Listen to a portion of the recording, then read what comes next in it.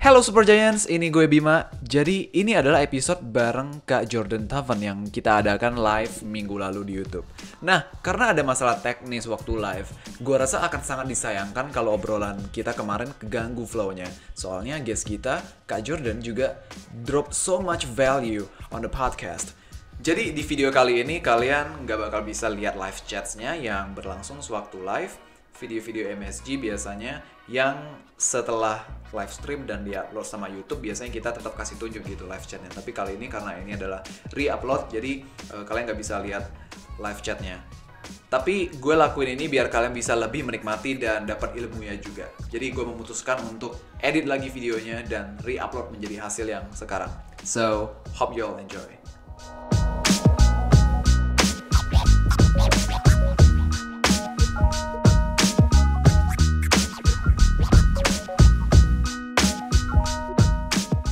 Baik lagi bareng gue Bima dan lo lagi dengerin live stream MSG.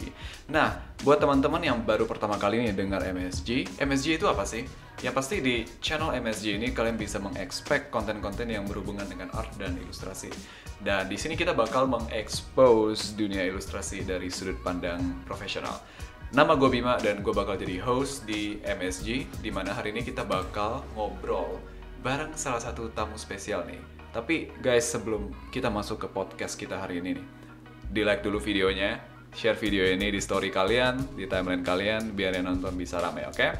Dan buat lo semua nih yang baru dengerin MSG pertama kali dan belum subscribe ke channel MSG sekarang juga. Alright, back to our guest. Jadi, tamu kali ini namanya adalah Kak Jourdan Tuffan. Jadi Kak Jourdan sekarang kerja di studio namanya Atomhawk Studio di Newcastle, England. Nah, buat teman-teman yang belum tahu, Atomhawk Studio itu outsourced art and design studio yang udah ngerjain project-project yang terkenal banget seperti Guardians of the Galaxy, Mortal Kombat X, ada juga film Thor, Elder Scrolls Legends, Game of Thrones Conquest, Injustice 2, dan juga Avengers Age of Ultron. Jadi tentang portofolionya Atomhawk Studio dan Kak Jourdan sendiri itu udah cakep banget lah pokoknya. Kalian bisa lihat di layar ya kayak gambar-gambarnya Kak Jourdan tuh oke-oke banget dari konsepnya, dan yang gue suka kayak desainnya dan juga warna-warnanya itu asik banget gitu loh. Terus basically, Kak Jourdan adalah guest internasional pertama MSG. But anyways, gue tuh pertama kali ketemu Kak Jourdan tuh di Jakarta. Di acara kumpul-kumpul namanya Jakarta Meetup. Yang dibikin sama Kak Jourdan juga nih, sama Koken Darmadi. Dan kita juga ada episode bareng Koken BTW di awal-awal. Jadi, Kak Jourdan itu is such a great guy and great artist waktu pertama kali gue ketemu. Jadi, Kak Jourdan juga punya show sendiri nih tentang art, namanya itu The Drawing Table Podcast. Jadi bisa kalian lihat di Twitch dan juga di YouTube. Nah, udah ada beberapa episode di sana yang bisa kalian tonton setelah live stream ini. So, without further ado, please help me welcome Kak Jourdan Tuffan. Woo! Hello Kak Jourdan. First of all, aku pengen nanya dulu. I'm actually quite curious about your story and art journey. Soalnya waktu dulu kita ketemu, Kak Jourdan tuh pernah cerita kayak ada masa di mana Kak Jourdan tuh were so depressed. Jadi maybe you could tell us like your origin story and how did you ended up in Atomhawk Studio? By origin story, how far do you want me to go back? Because we can go all the way from after you graduated from FZD Art School. Right. Yeah, I think that would be a good place to start. Otherwise, I think we'd be here quite a long time just talking about my life story. So in my case, well, just for those of you that aren't too familiar about FZD, it's one of those schools that has a really intense program. So it's just a 1-year-long program, yeah. Tapi it's so intensive that, you know, it's not an exaggeration when people say that when you go to this school, you're barely getting any sleep. Kurang lebih ya cuman tidur ya 4-5 jam gitu. And throughout the whole year, you're pretty much constantly working with the odd break or two in between. And to just give you a little bit of context, before FZD, I was just doing art in a way quite casually. Yeah. So it's not something that I really was taking so seriously, and I didn't even have a formal education before. So I had this, I suppose, deluded image of myself where I thought I was much better than I really was. And coming to FZD, I was really excited, of course, to finally start at a prestigious school and to learn from Feng himself. And I'm sure that that's the case for a lot of people that watch his videos, that they just become so inspired and eager to learn from the man himself. So I was definitely not an exception when it came to that.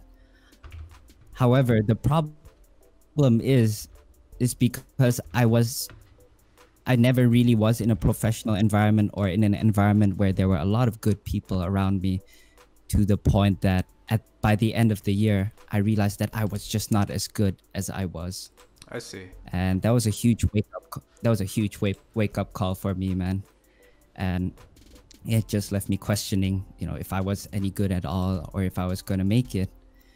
And I was fortunate enough, actually, at my graduation show to come into contact with one of the clients, or a potential client that ended up being my first client.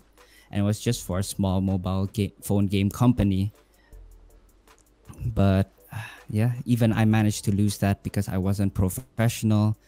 And at that time, I was still staying over with my girlfriend in the UK, who's now my wife, actually. Okay. And yeah, so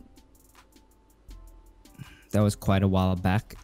And after losing my job and staying in UK for a few months, I managed to come all the way back to Jakarta, where, just to make the story short, I got married. And not long after I got married, I actually started working for one of the local studios in Jakarta called Batavian Studios. Oh, so I'm not sure if any of see. you have heard of that before. Okay. And then what happened after that? So I only managed to actually work at that studio for 3 months. I was so excited to be working there, to actually be working my first studio job. And that was actually when I first met Ken Bima.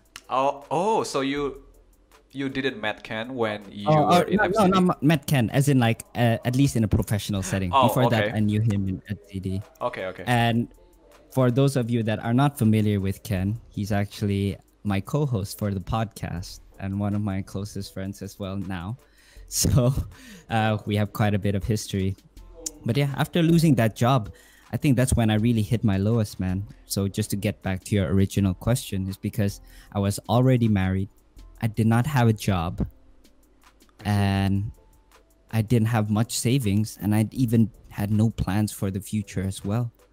So I honestly felt like a loser at that point, just not being able to provide for my wife. I see. And even my image as a concept artist was shattered because my skills were nowhere near as good as I wanted them to be. And it didn't help that some of my friends juga dari FZD, mereka udah dapat jobs in like AAA studios and like really big gigs. Yeah. So I couldn't help at that point to compare myself to them, man. Yeah, pasti. As much as people say, don't compare yourself to others. Pasti compare juga sih. Yeah, man. So I think that's when I hit one of my lowest points in my life. And jadi itu setelah keluar dari Batavia Studio tadi ya? Yeah. Itu kurang lebih berapa bulan setelah Batavian Studio. And at that time as well, I was telling my wife that after getting married, we would only stay in Jakarta for a while before moving somewhere else. Oh, okay. And I didn't have a way out. I didn't have a ticket out, I see. So after you are in that, quote unquote depression time, ngapain lagi gitu loh, kayak untuk back up lagi gitu? At that moment, what I resolved to myself was to make my portfolio as good as it can in order to start applying for overseas studios. Oh. Oops, sorry. Had a little burp there. No. But That's okay. yeah, so, but even then, I still had no idea what I wanted to be in my portfolio. I was just so consumed by art envy. I was just looking at my friends' portfolio, wanting to do what they were doing, photoreal, looking at stylized, wanting to do stylized, to the point that my focus wasn't really there, man. But even then, I still did my best to just think of some projects and figure something out. But I would say the turning point to this depression, so not to just wallow in this self-pitying or depressing story, but the turning point actually was caravan workshop. Oh, itu tahun keberapa tuh? Itu tahun 2016 deh nggak salah. Yang ada Puppeteer Lee dan Zinchin. Ah, yes. Aku ingat tuh poster yang itu. Oh, lo pernah lihat ya posternya juga? Posternya iya pernah lihat. Yeah, but you weren't there, man. Iya, emang enggak kesana sih. Cuma lihat posternya aja. Yeah, keren dude, gitu. you missed out on an amazing, I know. amazing workshop, dude. Juga ada Ko Rudy, Ko Hendry, Ko Rio, segala macam lah, banyak lah. Ko Budi juga ada. Oh yeah. Kalau nggak salah deh. Alright. Yeah, but bottom line is, it was so cool for me to meet actually kayak, you know, the famed caravan studio in Indonesia, and meeting kayak some of the best artists that Indonesia has to offer. Yes, of course. Damn. So after that workshop, do you make like some kind of portfolio? Like, do you know now like what kind of portfolio that you want to make? Not quite. So there's another part to this story. Yeah. So one of the things that happened after the workshop, I actually felt so inspired by, you know, getting to meet so many awesome people, and shout out to some of the people that are actually in the chat right now. Shout out. That actually attended the workshop as well. So it's great to see you guys here. Hell yeah. And yeah, dude. But one of the things that came along with the early bird package was that we got tickets to Comic-Con, I think, or apa ya? Apa sih? Komifuro. Alpha ID? Oh, Alpha ID? yeah, Alpha ID. I think so deh. Tapi kebetulan di situ kok kayak Zinchin, Puppeteer Lee had a table, juga ada Ko Rudy sama Ko Hendry buka meja di situ juga. Dan mereka mereka punya buku artbook mix. Oh yes, itu punya Ko Hendry sama Ko Rudy ya. You're familiar with that too? Yes, yeah. yes. Dude, how awesome is that? Yes. How awesome is that? Super cool. Super dope. Yeah, it's really inspirational just seeing kayak what, you know, just two friends and a couple of other artists could do. Yeah. For a personal passion project. So that actually made me and can think, hey, hang on, if they can do it, why don't we also make our own art book as well? So that was when Ken and I decided that we'll look for the closest art convention at that time, and make our own art book.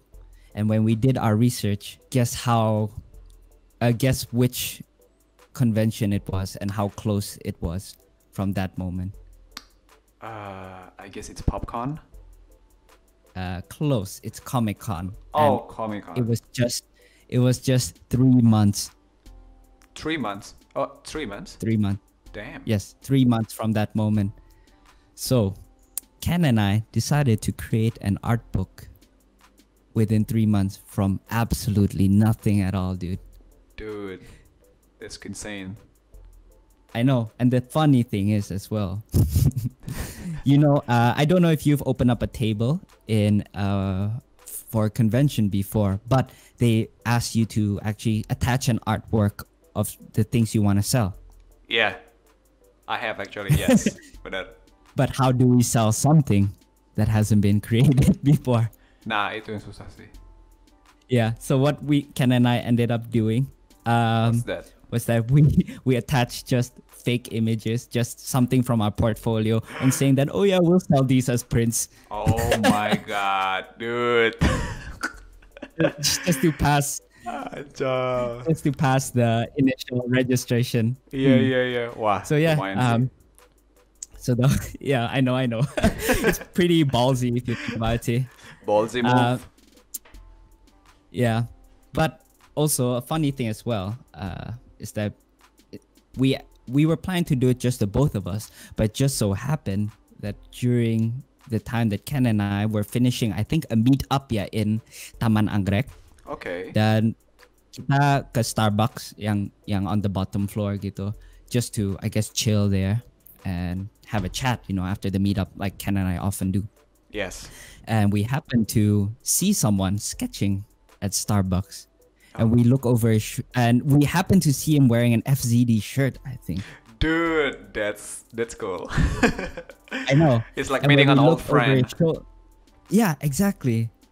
And then we actually looked over his shoulder. Kaya, okay, FZD. Oh, cool. Another FZD guy. So let's have a look at what kind of works he's up to. Yeah. So we look over his shoulder and we realize that, holy crap, this guy is really good at sketching. And so yeah, shout outs to my brother Karta Suharta, Yes, who's in the chat right now. I knew it. Yeah, so that's how I also got to meet Karta as well. And not to dwell on this whole Comic-Con saga for too long, but yeah, after a lot of blood, sweat, and tears, we managed to actually finish the art book on time and even create extra exclusive prints as well. I see. And what's the name of the art book again for people who don't know? Yes.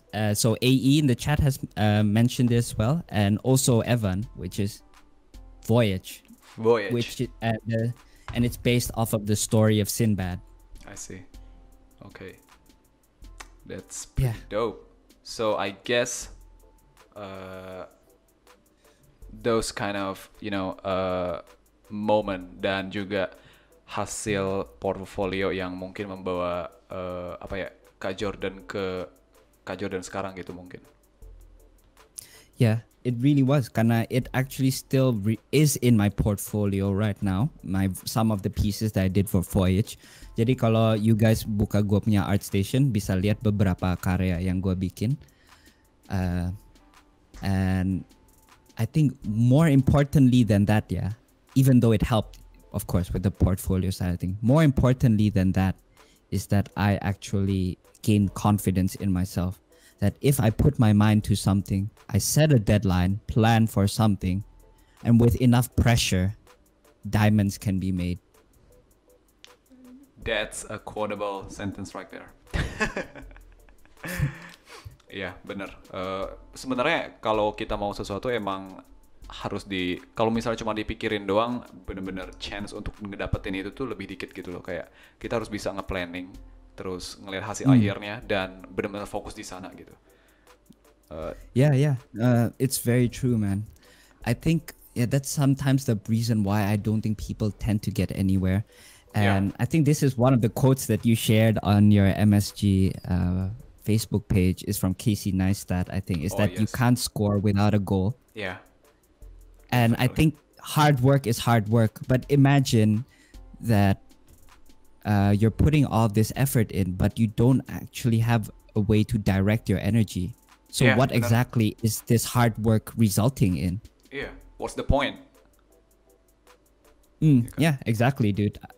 And I think that's actually a big problem that is an obstacle for a lot of people that are looking to take themselves to the next level, or whether it's a breakthrough in their artwork or even personal work or life in general. Yeah. And that's a big lesson. Big lesson that I've learned. Dan mungkin kayak Kak Jourdan juga punya confidence dan juga self belief gitu loh. Kalau Kak Jourdan tuh emang pasti bisa gitu loh. Karena kebanyakan orang sebelum mulai aja tuh udah kayak nggak bakal bisa, aku portofolio jelek, aku tinggal di Indonesia, atau alasan yang lain gitu, I don't have any money gitu loh. Tapi kalau misalnya kita tahu, kita percaya, pertanyaan selanjutnya adalah kayak gimana caranya gitu loh, dan dari pertanyaan itu kita bakal berusaha gitu loh dan take action gitu. Definitely, man. I think when it comes to these sorts of things, it's a multi-step process gitu. Yes. I think the first of all is identifying what you want to do. Yeah, I definitely, think man. Dare to dream, basically. In a perfect world, you know, what would you like to do, and what would your perfect life look like? Yes. And the next step is then to ask how. So I think you hit the nail on the head right there, man. It's just asking, what do I need to do? Yeah. And then breaking things down bit by bit as well. Hell yeah. Tuh, dengerin tuh chat. Itu pelajaran penting buat kita semua. Kak Jourdan is a living proof that if you put your mind into something that you can achieve it. And it's not to say that, I'm the only one that has done this. Yes. I've personally been inspired by so many other people before me, I stand on the shoulders of giants. And I think you bring about a great point in the sense that when you say, sometimes people say in Indonesia, kayak, oh, yeah, I'm Indonesian, di sini nggak ada terlalu banyak sekolah, resourcesnya kurang banyak, terus kayak, oh, nggak ada komunitas, segala macem. And you know what? I actually agree. It's actually true. Yeah, benar. That in Indonesia, kurang banyak resourcesnya dan opportunities segala macam. But the difference, I think, what helped me to get to where I am, and I'm not saying that I'm necessarily kaya extra talented. It's just because, but I think one thing that I still kept in mind is that I'm going to take my situation into my own hands. Yes. And actually try to make something out of it. So rather than making excuses and waiting for things to happen, I'm gonna make them happen myself. Hell yeah, dude, that's awesome. By the way, Evan bilang I'm gonna print Jourdan's words and put it on my wall. Do it. Jangan Van, ntar dinding lo kotor. By the way, ngomong-ngomong tentang Atomhawk, jadi kan sekarang Kak Jourdan udah di Atomhawk nih. Itu waktu masuk ke sana itu Atomhawk yang nge-hire atau Kak Jourdan yang apply ke sana? I applied there. Go apply, and that happened to be the first studio I applied to when I saw the opening on ArtStation. And the reason why I actually knew about it a bit more, or it was on my radar, was actually because one of my really good friends, from school and until now, Marco, worked there. Oh, okay. And I thought that, hey, if there's a job opening right there, this could be an opportunity for me to work with him. And here you are right now. Yeah, exactly. And I'm actually going to be doing a podcast with him tomorrow. So a little bit of a plug-in, if you don't No problem. I don't mind at all. BTW itu tahun berapa tuh Kak? Masih ingat gak? Itu tahun 2017. 2017 ya, oke. Oke. Yeah, so it's not too long ago. Yeah. How does it feel to work there?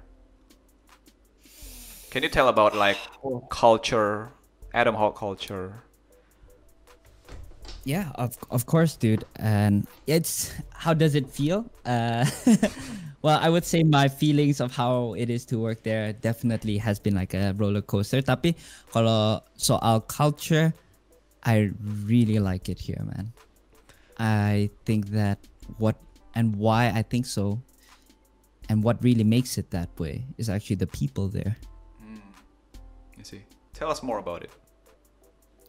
Sure. And what I mean by that is that I think currently, with at least the group of people that are currently working there, there's a lot of younger artists that happen to still have that enthusiasm and I guess eagerness to do a lot of different things. So that means activities during work. And one of the things that they like to do is organize their own events outside of the studio organized ones. So on Monday, we typically have live drawing, and something even like, this on Friday, we usually have salsa class because one of my friends from work, before he became a concept artist, he was actually a professional salsa dancer or teacher. Oh yeah? Wah, lucu juga. Yeah, makanya. And I'm taking the classes, man. Like I've so that was like a couple months ago, and I'm in love with it as well. I still practice it like every once in a while, in the morning, like as a warm up before I get into a workout. Oh, keren sih, lucu sih. Yeah, makanya. You meet so many colorful people there, and that's what I think what makes Atomhawk great is just the fact that you meet so many people from all over the world, and each of them has their own unique story. Yeah. And all united by the same interest and passion. Oh yes. By the way, di Atomhawk kan aku pernah baca ada no crunch policy. No crunch policy. Like apakah itu benar? Kayak kalau di outsourcing studio mungkin berbeda gitu kan sama game studio. Tapi apakah di outsourcing studio bisa kayak di-apply tentang no crunch policy? You've done your research, man. I didn't know that people actually knew about that outside Hell of Atomhawk. yeah. Awesome, dude. But yeah, for Atomhawk we don't have a crunch policy. I haven't had to do any crunch time since coming here. Wow. And it's actually almost been 2 years since I've moved here. So Wow. yeah, not even an hour. But Wah, even gila, if keren. let's just say there is overtime, they pay you for it. I see. Wah, keren banget sih. Itu kayaknya yang jarang, kayak apa ya, Atomhawk itu salah satu studio yang aku lihat explicitly bilang no crunch policy gitu. Aku nggak tahu studio lain yang punya polisi seperti itu lagi. Gue juga nggak gitu familiar sih dengan studio yang lain. Tapi I think that's definitely what helps emphasize kayak the work and life balance in Atomhawk. And I think we have a good one here. Iya. Dari polisi itu aja udah kelihatan sih kayak studionya care gitu loh sama employee-nya. Alright. Yeah, it's a reflection I think of their like philosophy atau how they view their employees and the work and life balance. Terus sebelum di Atomhawk kan Kak Jourdan bareng istri kan masih di Indonesia. Itu tantangannya ketika moving out to England itu gimana aja tuh? Tantangan, of course one thing yang perlu di-mention is visa. Visa is something that takes a bit of time. So I actually happen to be the one whose visa processing took the longest. Nothing to do with any problems on my end, cuman kebetulan aja. So I had to wait around 6 months, I think. Buset, so I was working remotely for Atomhawk. Bukan 6 months, sorry. Gua mungkin exaggerate. Dari Februari sampai Julai. So Februari ke Julai. 5? Almost 6 months. Ya bisa dihitung 5 to 6 months lah ya. Buset, lama banget. Berarti itu nge-freelance dulu atau gimana? Gua kerja remotely untuk sementaranya. Wow, gila juga 6 bulan. Itu tapi biasanya lumayan asik sih karena gue dapat gaji UK tapi benar Jakarta. Benar juga. Itu BTW Atomhawk semuanya employee full time di sana atau ada juga yang remote gitu? Siapa tahu yang kayak kasus Kak Jourdan ada beberapa remote tapi itu biasanya freelance. Oke. Berarti nggak full time ya? Kadang-kadang mereka perlu extra help lah. Tapi full time, kalau remotely and full time biasanya eventually they will move to one of the Atomhawk studios. Iya sih, mendingan di studio lah ya. Kayak kalau misalnya sorry. Now that I think about it, sorry to interrupt, but ada beberapa orang kerja remotely. Kayak ada temen salah satu principal artisnya yang kerja di situ, dia kerjanya dari South Africa. Dan ada teman gua satu kerjanya di Scotland.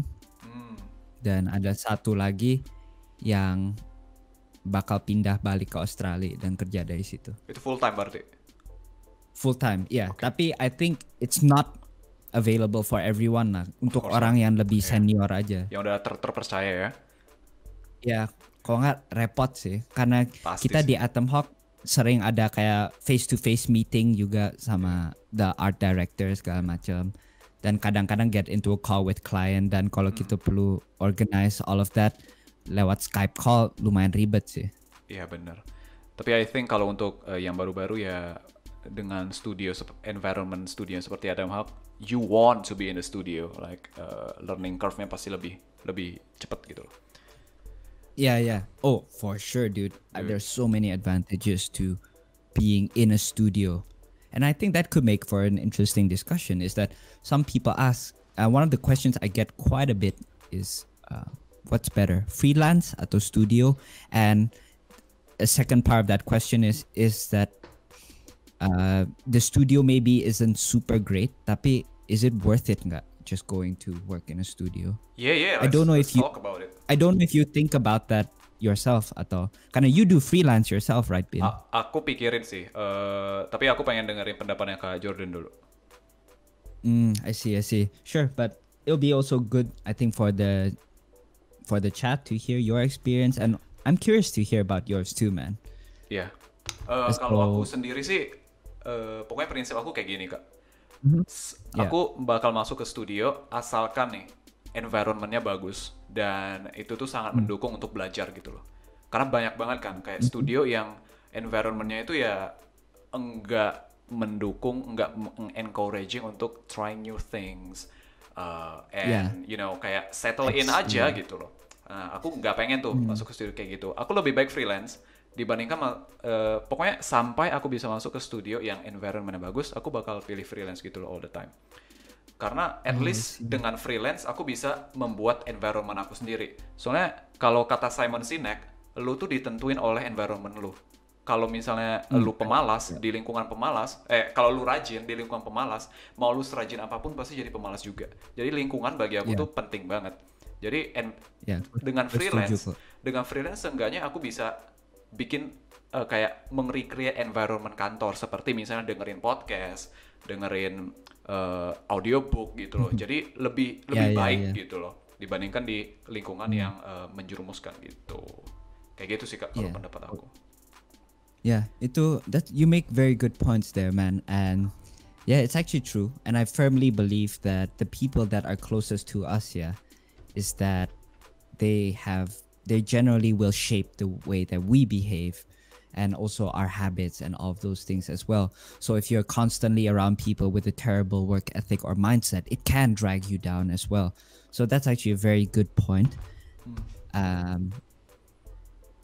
So it's difficult karena one thing that cannot be denied is that it will be extra experience juga just knowing how to work in a studio environment, dan juga ya tergantung studionya juga. It can be good for your resume saying that I have worked with people before, we've shipped the title, here it is.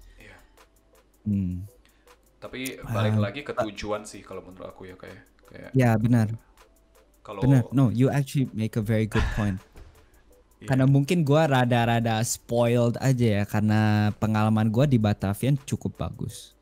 Walaupun you can say we're not working on a big AAA title, the artists there, I think they're good enough to inspire me and also help push me. Iya, menurut aku itu yang paling penting sih Kak. Environment-nya dan teman-temannya gitu. Dan in Atomhawk juga, it's a lot of great people. Wow. So I think if I have to reshape my answer, karena from your response actually, it helped me to think about it in a more broad sense. Is that I think it's better to get a studio job if you know that it's an environment where you can learn either from the pipeline or workflow itself, and that there's inspirational people that you can learn from, or atau at least someone you think can help you lah. Yes, 100% man. If not, then probably freelance would be the better choice. But there's, of course, not forgetting the fact that if you need a stable salary, and freelance isn't cutting it out for you, sometimes you gotta bite the bullet sih. Iya, bener. Atau enggak mungkin bisa cari kerjaan dulu yang tetap memberikan waktu kosong gitu loh. Selain di luar art gitu. Tapi tetap punya waktu kosong untuk belajar art setelah kerja gitu. Karena kadang di studio juga, kadang goal kita pengen jadi artis yang kayak gini. Tapi kita masuk ke studio yang maksudnya enggak mendukung kita untuk membuat karya-karya seperti itu gitu kan. Buat apa juga gitu, ya kan. Apalagi ditambah lagi udah kayak gitu terus banyak crunch-nya gitu. Ya udah nggak punya waktu buat sendiri lagi. Benar sih. And that's why even for me, as great as Atomhawk is, gue masih mau make time untuk bikin personal project sendiri. Karena kadang-kadang gue dapet project di Atomhawk yang not necessarily my specialty. Karena kan Atomhawk outsource studio, jadi pasti ada kemungkinan dapat project yang gak gitu related lah to what I want to get good at. So during that time, it's even more important for me to work on my personal work so I can get better at what I want to do.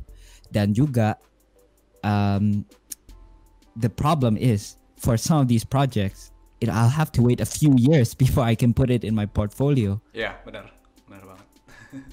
Apalagi kalau game atau film ya. Yeah, exactly.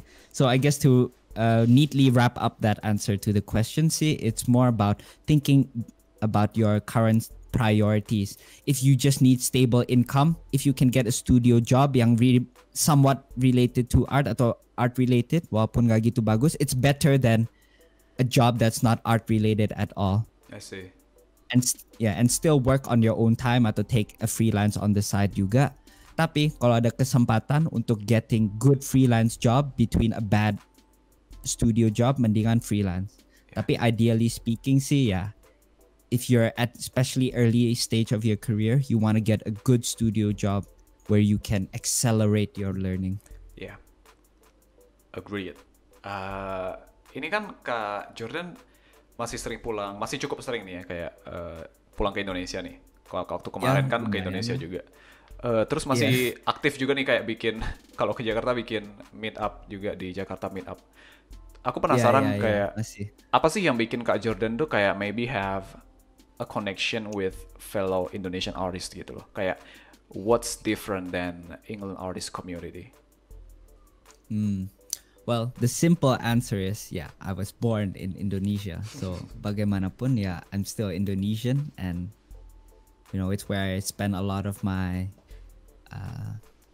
years in life, and I've also had the chance to meet a lot of great people, and a lot of them are in this chat right now, and I've had the privilege of getting to meet them throughout workshops or even from the meet-up events as well.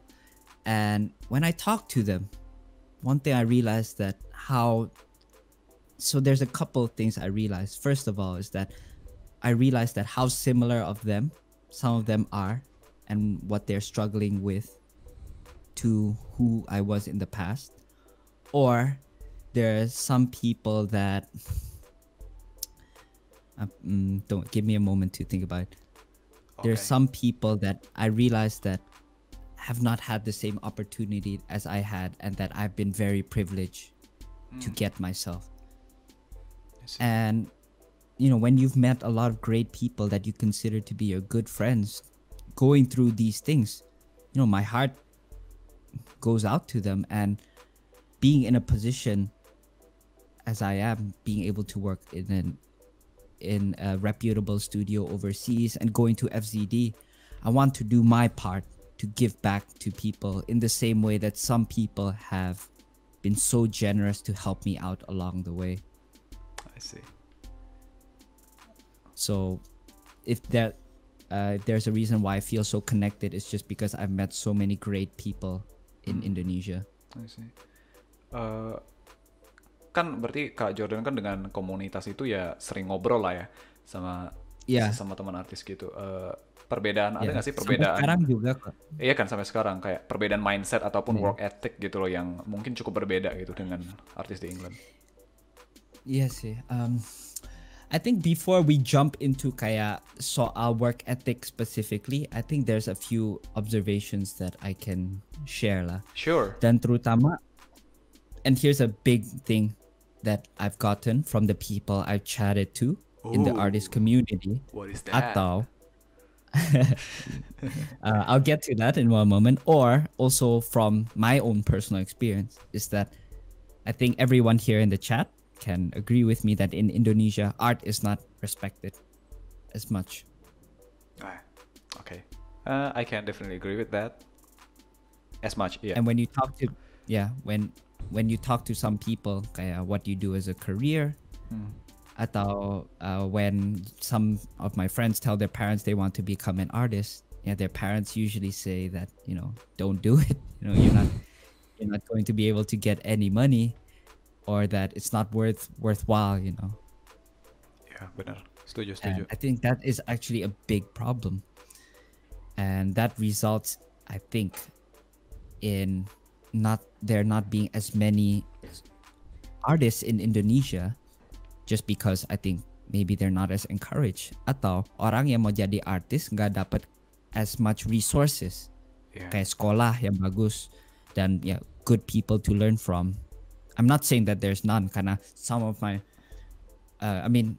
the people I know in Jakarta atau in Indonesia are amazing artists, you know. It's just that dibanding luar negeri, it's not as many. Pasti. Yeah, so I think that is actually a really big difference.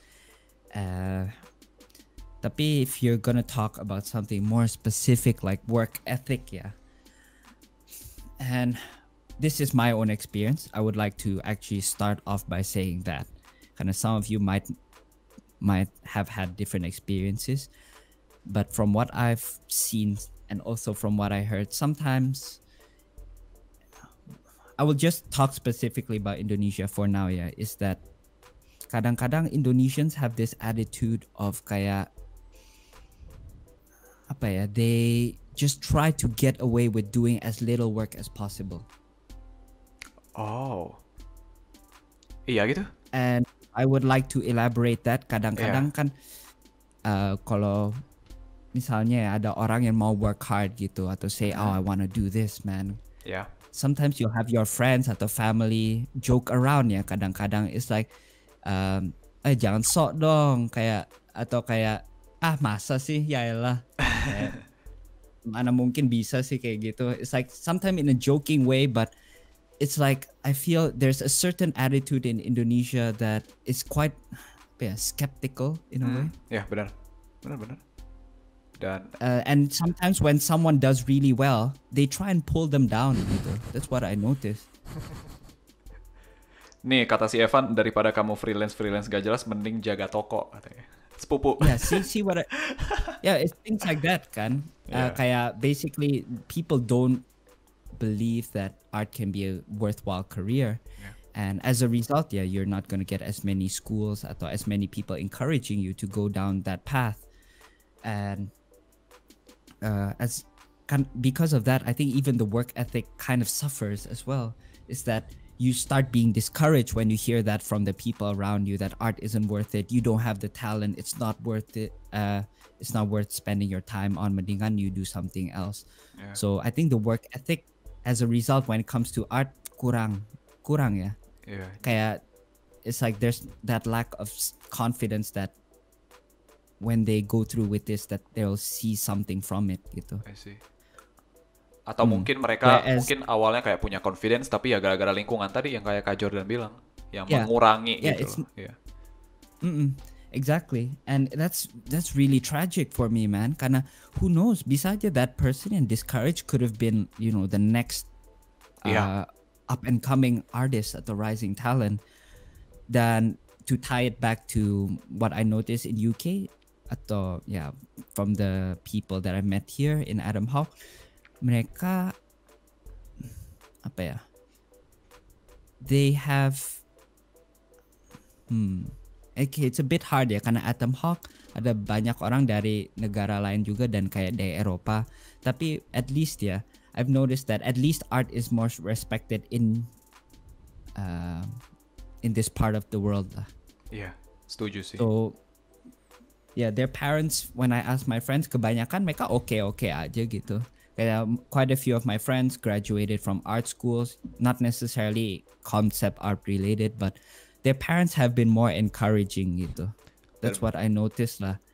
Dan juga mungkin karena they've been surrounded by more entertainment media as well. Maybe they were able to be exposed to concept art much earlier gitu.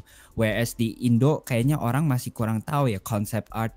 Ada konsep art dan konsep art itu apa.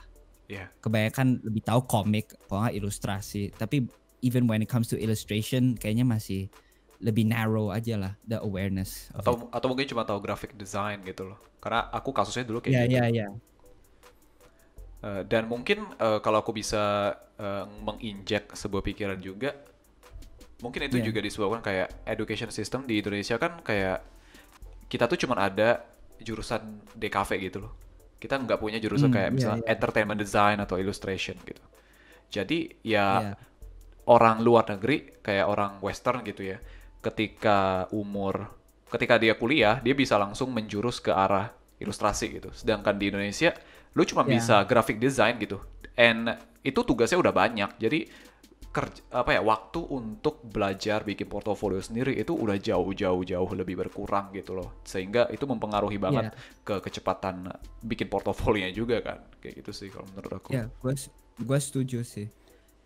And yeah, it's not to say that you can't make up for it when you're older, tapi kadang-kadang it's the mindset. Menurut gue itu yang jauh lebih penting. If you grow up thinking that art is a waste of time, you're not talented enough segala macam, yeah, you're gonna carry that for a lot of your life. Oh yes, of course.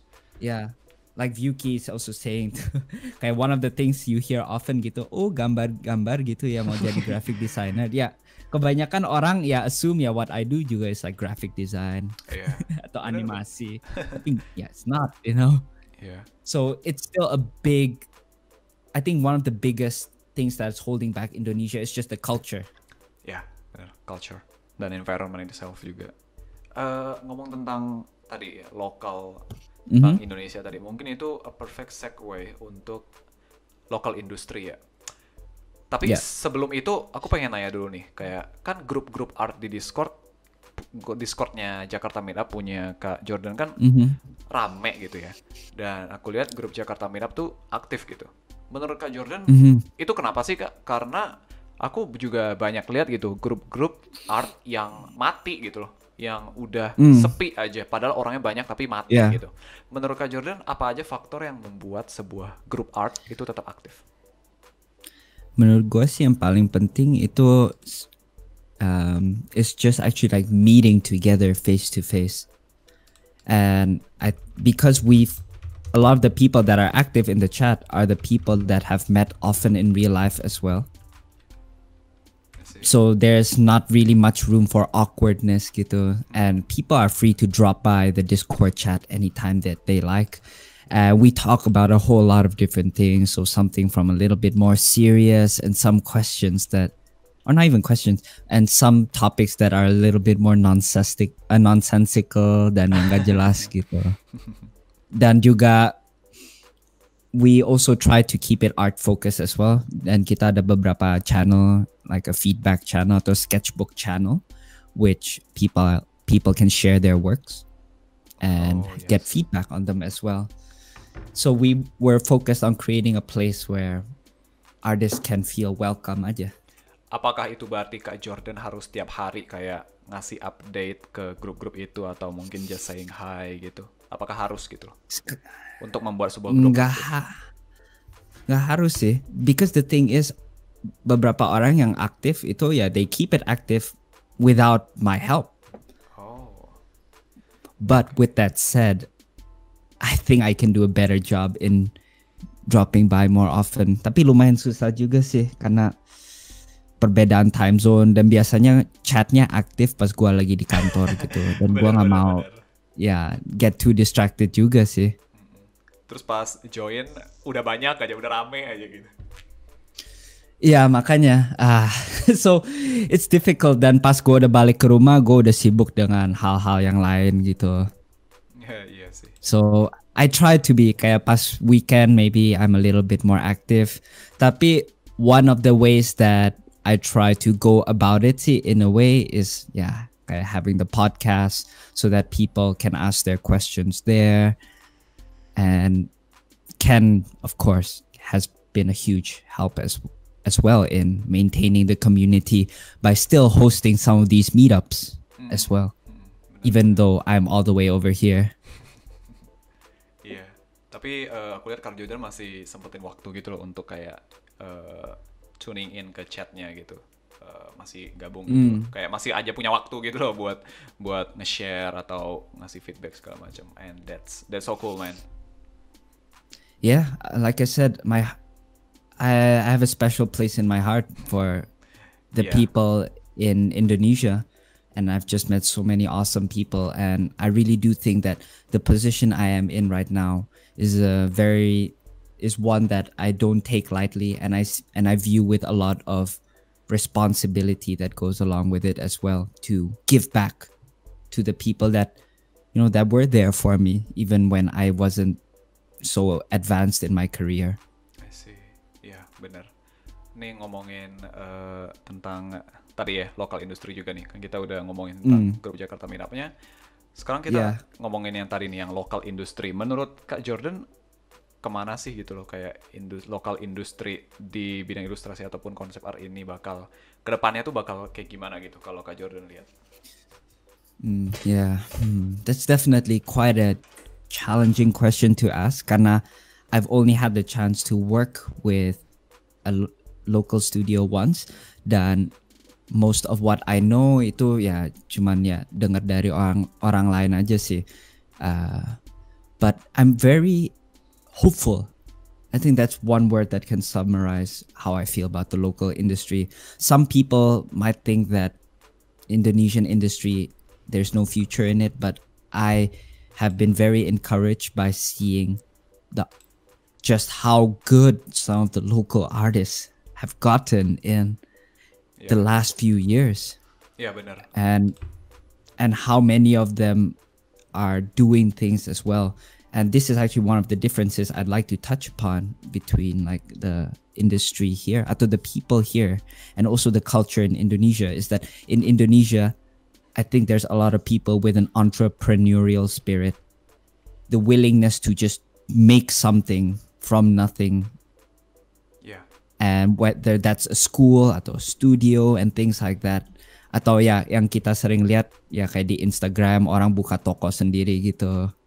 It's a small thing, but I think that's actually a really great thing I really like about Indonesia. I see. So I'm not here to bash on Indonesians here. Don't get me wrong. As much as there's cons as well, there's a lot of pros as well. And because of that, and also coupled by the fact that there's people that are getting increasingly skillful, and also with the industry veterans here like Ko Rudy, and Caravan Studio, and seeing them working on a lot of Indonesian movies lately, I think that's great. Yeah. Because the better quality the movies get in the local industry, the more people will begin to, I suppose, believe in the potential and perhaps invest more money into it or start to respect it. Benar sih. Plus juga film-film Indonesia yang pakai konsep art juga ada artbooknya gitu ya. Jadi orang-orang bisa ngeliat gitu. Kayak ini loh kayak prosesnya. Yeah, exactly. Lo udah sempat nonton gak Bim any of the movies? Aku nonton Wiro Sableng sama Buffalo Boys sih. Oh, I see. What did you think of them, man? I mean, visual-wise, I think it has definitely banyak banget improve-nya ya kayak kalau secara visual gitu dibandingkan film-film selanjutnya. Yeah. Dan itu udah pasti jadi kayak benchmark baru gitu loh untuk film-film Indonesia ke depannya gitu. Cuman ya secara kalau misalnya film ya berarti kan nggak cuma visual ya, kayak story juga sama berperan penting. Menurut gue ya kalau masalah secara film, secara story, it could be better. Tapi ya pastinya it could go hand in hand juga gitu loh. Tapi aku yang pasti optimistik sih kayak dengan perkembangan film Indonesia juga gitu loh. Yeah, that's good to hear, man. And that's another idea, right, for a podcast. You can talk to Ko Chris. There one day. Yeah, one day. One day. Atau as some of the concept artists that work on the movies. Oh yeah. There's a lot of really, great talent to talk to. Yeah. So, because of all these, and also people like you, Bima, the fact that you're making like a podcast as well, and not only that, you're also, I suppose you can say, putting your money where your mouth is, where you're actually also aiming to be the best that you can be in your own career as well. I mean, your works, dude, even in the last few years, I see a big improvement as well, such as your world building projects that you've been putting up. I think those are really awesome, dude. Oh, thank you, man. And I think we need people like you that also have that passion for the local industry and showing people how it's done and that it's possible. I think this is people like you are what will help make that catalyst for what I see as a change in the attitude towards the entertainment industry in Jakarta. Not Jakarta itself, but even in Indonesia. Yeah. Wow, thank you so much, man. Kayak Kak Jourdan juga kayak ngelakuin itu gitu loh. Jadi props to you too. Yeah, that's why it's good for us to collaborate, together. Yeah. Just have a chat on this podcast. Yes, that's awesome. We still have some time to talk maybe about. By the way, can I ask you like a little bit of a personal question? Oh, sure, dude. Let's change it up a little bit. Just one question though. Just one question. Yeah. What's different from your artistic life when you are a married man? I see. This is definitely a question that I would like to hear more from other artists as well, because it definitely has an impact for sure, dude. I mean, I can't spend as much time on my career and on my art as I would like to, just because if all of that time goes into my art, my wife wouldn't be happy, and if she's not happy, then I'm not happy as well. Of course. So it all feeds, happy wife, happy life, So it's been challenging, man. What are some challenges that you face though? I think it's just the fact that I'm a workaholic. I see. I feel like I sometimes focus more on my work than anything else at the cost of my relationships. I see. And that's not something that I'm very proud of. Okay. So that would be the biggest challenge. How do you like balance your relationship though? Like in a sense of like how many hours you draw and how many hours you spend your time with your wife and such things. Maybe you could share some of that. Just some of that. Yeah, sure. So for me, it's taken a bit of trial and error to get to the schedule or the system that I have right now.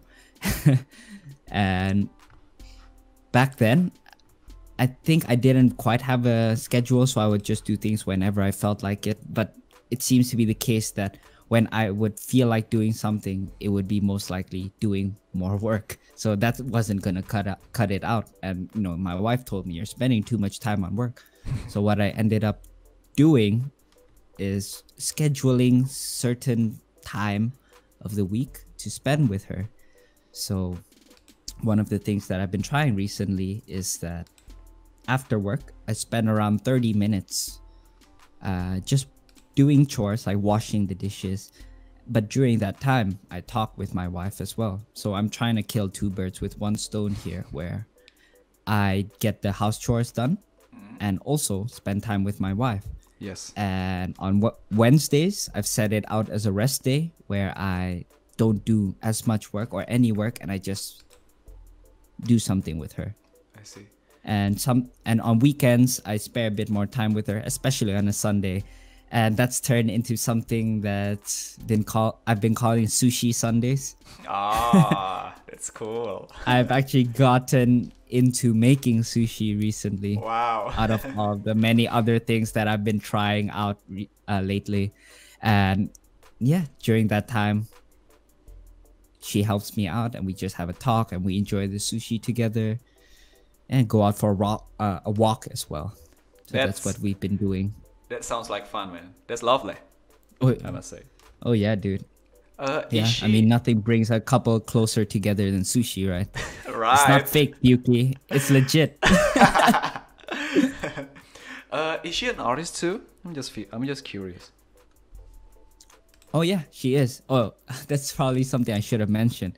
I think that's what makes her extra understanding of why I need to spend a lot of time at my desk doing what I do. I see. Oh, okay. But of course, the problem is that sometimes it seems like I take advantage of that, where I push my boundaries. Yeah, you're going too much, dude. Yeah, that's why. Yeah, but so it's in a way balancing between my two marriages, one to my work and one to my wife. Yes. I think it has been nine. It's now 9 p.m. like almost 9 p.m. Yes. Do you want to answer some of the chat's questions? Or do you want... I actually still have like one question though. Which one do you want? You know what? Yeah? Let's answer your one question and then let's open up the Q&A. Let's do it. So, my last one question is that... kan Kak Jourdan kan di FZD.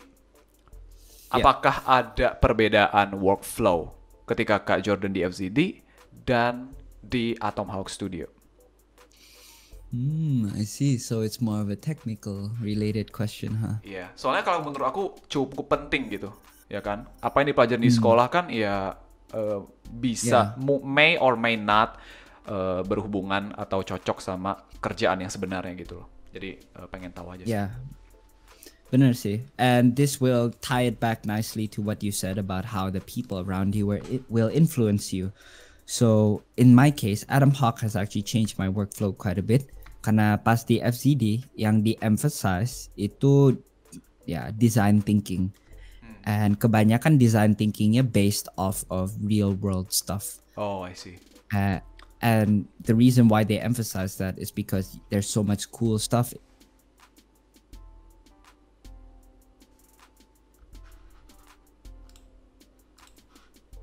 of something that's new and cool.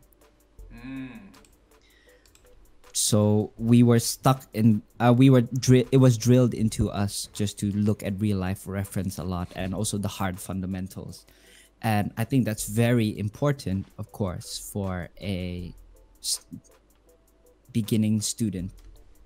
Very important. But I think as you go further into your career and you start to work in a place like Atomhawk, where you get so many different kinds of projects and you meet so many different kinds of people, you'll begin to realize that you need something more in your toolbox in order to come up with more interesting designs that will satisfy the client's needs. Oh, I see. And in Atomhawk, I've actually started picking up Modo. That's one big thing. Nice. And because we also get some illustration work at Atomhawk as well, or at the very least, the final piece itself is the finished result. I've worked a little bit more on my rendering skills as well. And I've also got a lot of great friends in the studio that are fantastic painters and illustrators. And they've helped me and inspired me a lot to, I guess, care a little bit more about the emotional and aesthetic side of things. That's actually one of the biggest changes that has happened to my workflow, is the consideration of the emotional aspect in my work. I see. Kalau untuk anak baru nih yang mau bikin portofolio, apakah lebih baik emang kita fokus di apa ya, mungkin idenya tuh diambil dari real life work kayak FZT tadi, atau langsung ditujukan untuk studio kayak Atomhawk gitu yang lebih main ke desainnya yang lebih gila-gila gitu loh. Kalau untuk portofolio ya, untuk awal-awal banget nih nyari kerja. Menurut Kak Jourdan gimana? Menurut gua sih, menurut gua yang penting sih just show that you have strong fundamentals, and then soal design skill, it's best to start simple ya. Oh, okay. And alright. FZD is definitely not wrong when they say there's so many cool things in real life. And when you're working or basing something off of something that already exists, it makes your job a whole lot easier. Bener. So even if it is just at the start, just try to give yourself, put it on the easiest difficulty setting for yourself. Then after that, you can begin to go crazy. Consider the more challenging aspects, such as the storytelling and also the more emotional side of things. Yes, setuju sih. Alright, kita bakal bacain pertanyaan-pertanyaan dari chat dulu ya Kak ya. Not a problem. Okay. It seems like quite a few people want me to show my face. Yeah. Nih. You know what? Let's give the audience what they want. For the Q&A. Of course, this is the Q&A. They can see your face? See me answer it live. Yes. Alright, let me set it up. So they can see the haircut that I've gotten just for this podcast. Oke, ini chat bisa ngelihat live-nya nggak nih? Oh, kegedean ya? Nah. Yeah, I think might be a little bit too big. Nah, udah disesuaiin ya. Oke, aku bacain chatnya dari awal dulu ya, yang kocak-kocak atau yang lucu-lucu. Terus kalau ada pertanyaan aku bakal bacain. Yeah, sure. Nih kata Yeah, Evan. give it to me, man. Evan said, Joe, don't forget to send a shout-out invoice to Karta, LMAO. I'm way ahead of you, man. I've already sent it to him. There is one question from AE. Question. Speaking about freelance, how do you get a project from a client and how to engage them to work with Freelancer? For Jourdan and those of MG hosts. Yeah, I think, from my experience, most of the freelance work that I've gotten is not actually from me going to a client. It's more about them coming to me, and usually that comes about because I've recently just posted a work of mine, and it happened to, I guess, be an update and a big jump from my previous ones. So what I'm trying to say is that I think your work will speak for itself. So if you are starting off and you're struggling to find freelance work, my recommendation is just keep on working on your portfolio, because that is what your evidence or your proof of your ability. I see. And how do you convince them? Well, you just have to do it with your work. Yeah. I think it's as simple as that. So what about you, Bim? What would be your answer for that? One thing that I want to add is that, yes, of course, I agree with you that you have to have a good work first. Sama seperti kalau misalnya kamu pengen bikin produk sepatu misalnya, yang pasti produk sepatu itu harus bagus dulu, ya kan? Kedua, karena ini zaman sosial media, kamu harus posting pastinya di Instagram, ArtStation, Facebook, pokoknya semua tempat lah. Kalau bisa makin banyak makin baik, ya kan? Dan kasih caption yang emang menarik, kasih hashtag kalau misalnya di Instagram. Jadi kalau bagi gue sih, gue ngeliatnya lebih ke yang aku pengen nambahin sih mungkin ya, sekarang tuh discovery itu emang gampang gitu ya. Discovery itu gampang. It's not a problem at all. Orang bisa nge-akses produk atau service atau gambar lu dengan mudah. Tapi pertanyaannya adalah, everybody is doing it, ya kan? There is no gatekeeper, and it's actually a positive thing, but it's also a bad thing because there is no gatekeeper. Guess what? Jadi caranya adalah ya yang pasti tadi kamu harus tahu kayak apa yang bisa ngebedain kamu di antara yang lain gitu loh. Ngasih caption yang baik, mungkin ngasih whips, ngasih konten-konten caption yang mungkin gak ada hubungannya tapi bisa bermanfaat. Terus mungkin memahami algoritma Instagram atau Facebook gitu loh, biar tahu gitu. Sama mungkin juga bikin, kalau misalnya mau bikin dapetin klien, tentuin dulu target market kliennya siapa gitu. Kayak bisnis aja gitu loh. Target market sepatunya buat anak-anak, buat umur berapa ya kan. Nah, kalau aku sih ngeliat freelancing tuh kayak gitu juga. Kayak target customer aku tuh siapa gitu. Apakah klien yang stylenya kayak gini, apakah klien yang stylenya kayak gini. Jadi aku fokus di sana aja gitu loh. Itu lebih baik gitu. Kayak gitu sih. Yeah. No, that's a really good response, man. I think. Thank you. Yeah, you also cover how to also put yourself out there. I guess I kind of took it for granted that everyone's already posting on social media and doing all of those things as well. But yeah, I think you gave a much better response. Tapi actually untuk punya, karena dunia ilustrasi adalah dunia yang skill based banget, jadi actually have a very great portfolio dan just putting it out there without saying anything itu sebenarnya udah ngebantu banget gitu loh. Kayak yang penting kerjaan bagus. Itu aja sih. Alright, next question. Evan Sanata said, any studio you've got in mind, Bim, the ones you think or believe you can provide the environment you're looking for. Karena gue cuma baru pernah kerja di studio itu juga magang kayak di Caravan doang, jadi gue cuma bisa bilang Caravan punya environment yang kayak gitu loh. Caravan punya environment yang encourage untuk belajar. Jadi gue cuma punya satu itu doang sih. Karena gue cuma pernah di sana gitu. Yeah. And then nah, Grego Gio actually ask, maybe ini udah dijawab sama Kak Jourdan. Katanya, at what age or when did you get your first job as a concept artist and how? Oh yeah. I mean, I can go a little bit more into detail. So the first job that I got was not too long after FCD karena ada satu orang yang ke grad show, gua punya grad show, dan yeah, we kept in touch and it was for a mobile phone game. So it's one of those games yang it's the slots, casino slots game. I see. So it's a small job, but I think I was around 23 at that time. Gotcha. So yeah, that was actually what my first job. Okay. Next question. Dari AE lagi nih question. About voyage. How long? Ini juga udah dijawab kayaknya. How long did you create the book until finished? Is it 3 months that you said? Yeah. Yeah, kurang lebih lah. But of course, you have to consider the time that it would take to print the book as well and the logistics, because we also sold the book as well. So we had to bring it to the post office and also pack all of the book, the bundles manually, because we also sold exclusive prints for that as well. I see. So around 2 months for the artwork itself, and then the last 2.5 months, and then the last week or so it was just the logistics.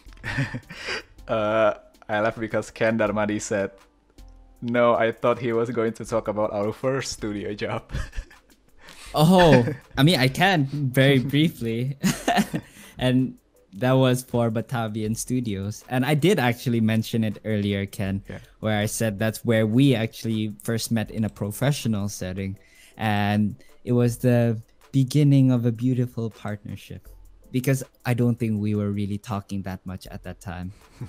So even though the game itself was a mess and there was just studio politics that ended up sinking the whole ship, it ended up being a very valuable experience, I think, and one I wouldn't take back. Okay. Next question. Nah, dari Vitruvianus. How do you know you should make an art book instead of just portfolio? Is it still called an art book if it's not meant to be commercially sold, or just for self-producing purpose only? Thanks. Yeah, I think that would be a matter of just matter of semantics, because it was an excuse for me to just get something done for my portfolio, but at the same time experience what it would be like selling something at a convention.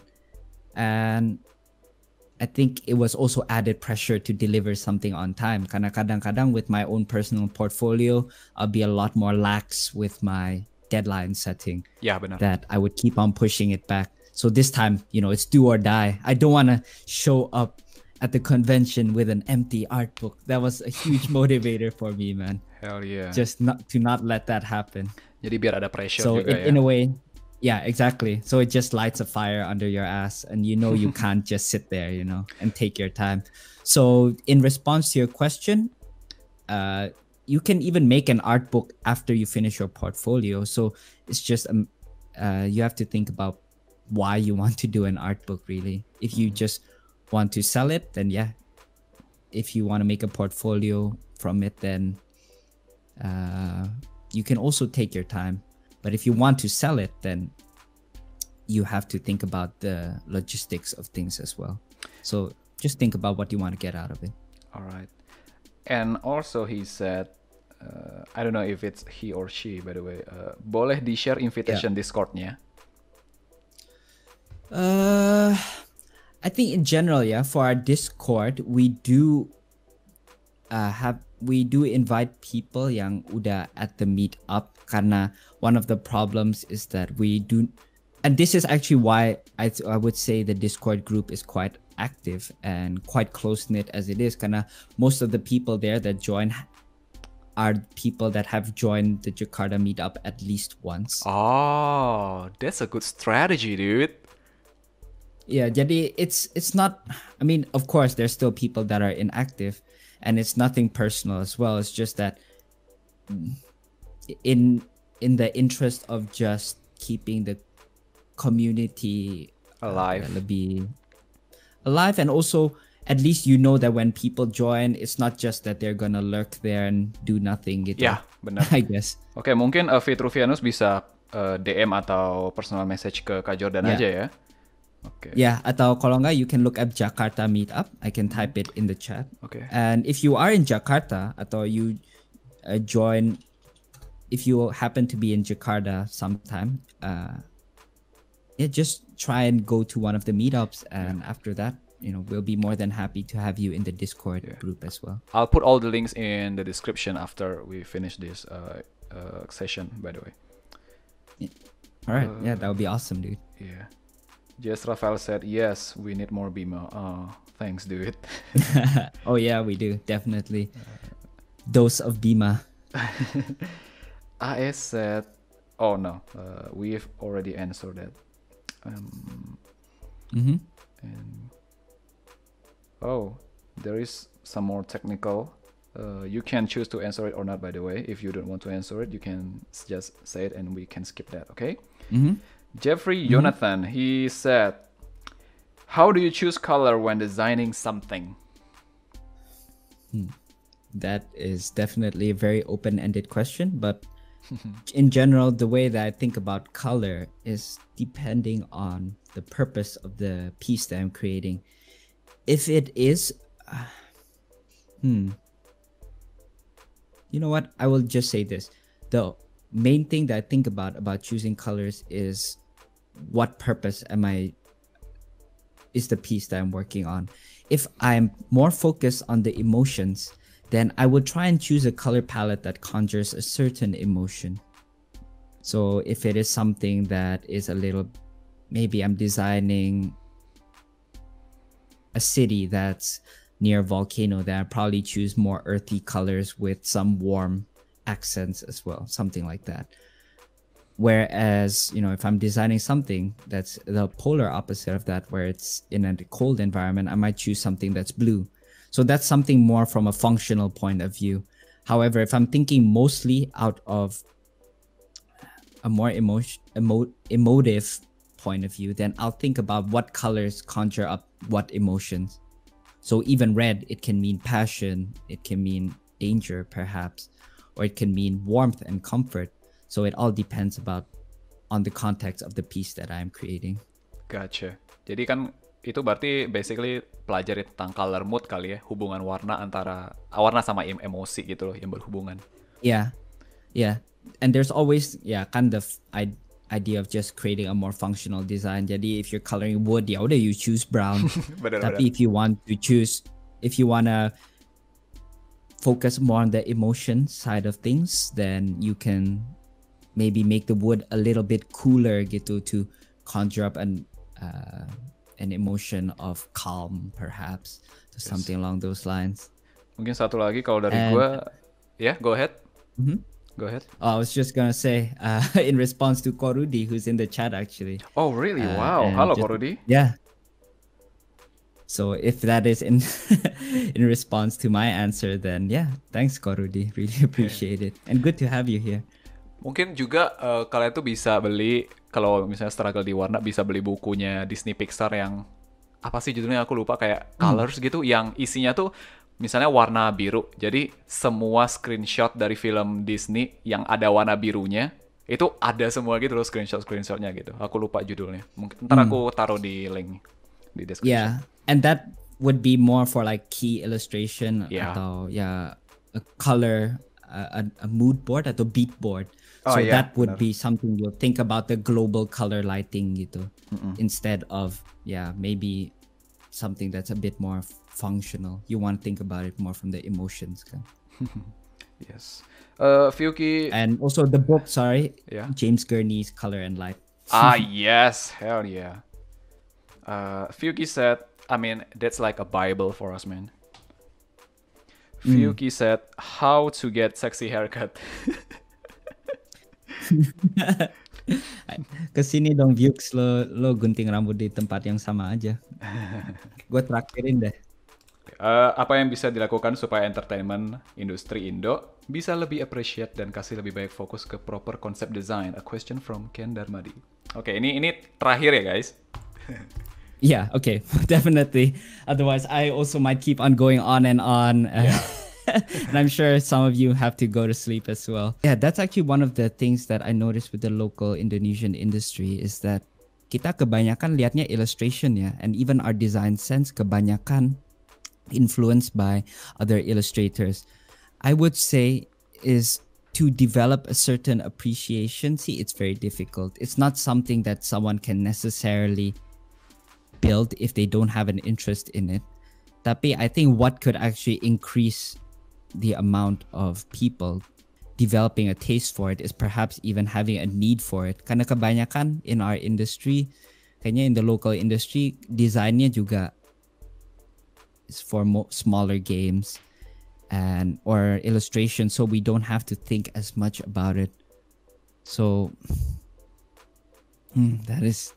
that's something that I think is a little bit beyond my scope to answer. Tough stuff, right?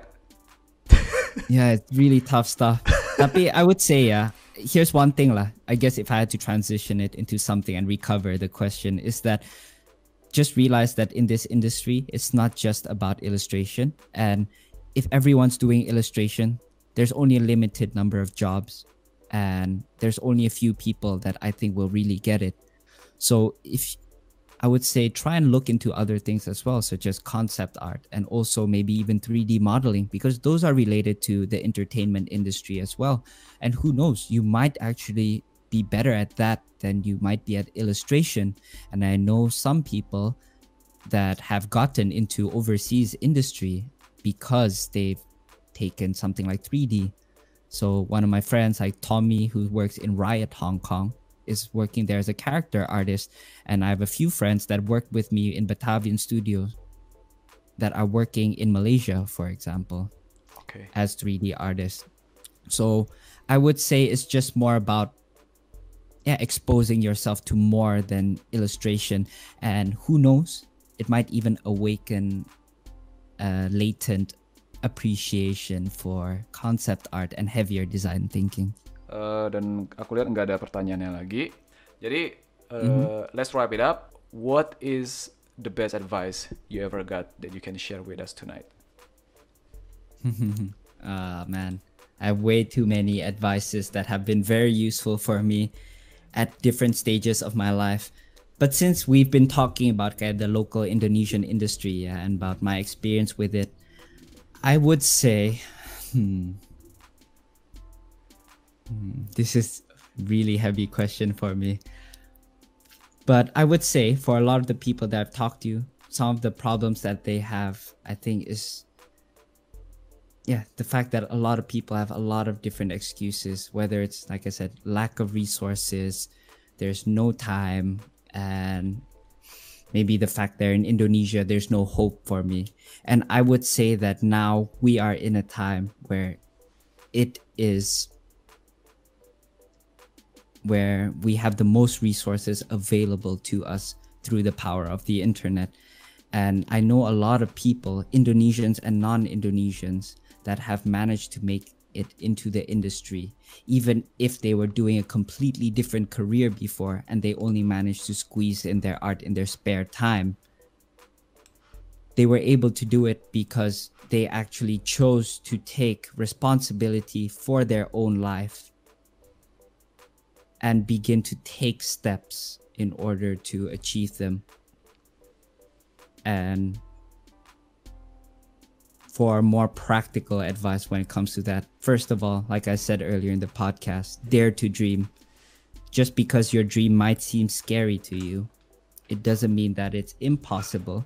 But even if, let's just say, you don't reach that dream in the future, it would still serve as something for you to look forward to in life and a direction for you to walk towards. Because if you do not have a goal or direction, you're just going to be wandering around in circles, wasting your time, wasting your energy. And before you know it, you're at the end of your life. And you can only look back thinking that I wish that I had spent my time more wisely. So that's my first step, is to really think about what you want in life, what your ideal life is. Second of all, is to break it down into more tangible and smaller goals. So if your goal is one day to work in overseas, let's just say in a big company, in a AAA studio, you can write that down as your main goal, but how do you even get to that in the first place? Maybe right now, with your current skills, you don't even have any sense of fundamentals. So maybe your first goal can be to learn perspective, learn color and light. And more importantly, even just looking at what the standard is in order to get to those bigger studios, because only in identifying that you have an idea of what you should be aiming towards. And if it is a problem that you don't have time, I would say learn to manage your time better. Even if it is just a few minutes a day, try to create as much time as you can for yourself and cut out any unnecessary distractions that you have in your day. Because a lot of these people that claim to be really busy don't seem to be that busy that they don't have time for games, movies, and anything of that sort. If you want something badly enough, then you have to be willing to make the sacrifice. You cannot claim to have passion if you do not make any sacrifices. And, you know, I could definitely go on and on about it, but all I just want to leave people is just the idea that, you know, stop making excuses, take responsibility for your own life, and fight for what you want. And just closing words on my part is that, yeah, thank you so much, Bima, for having me on the podcast. My pleasure. Alright guys, thank you so much for tuning in. Kalau misalnya kalian mau cek staffnya Kak Jourdan, kalian bisa cek di Instagram dan ArtStation-nya di @jtuffdesigns di Instagram, di ArtStation, di artstation.com/jtuffan. Juicy stuff, keren-keren, lucu-lucu. Dan kalau kalian suka sama live stream kita kali ini, smash that like button, share video ini ke teman-teman kalian, terus juga jangan lupa subscribe. Nah, kalau kalian juga punya usul nih, siapa yang asik buat diajakin ngobrol lagi buat episode selanjutnya, atau mungkin ada topik yang asik nih yang pengen dibahas, jangan ragu-ragu buat komen di bawah juga. Dan gue juga mau ngucapin makasih ke Kak Jourdan udah mau datang dan memberikan value yang luar biasa banget pada malam hari ini. Keep on being Supergiant, guys. I'll see you guys on the next episode of MSG. Goodbye.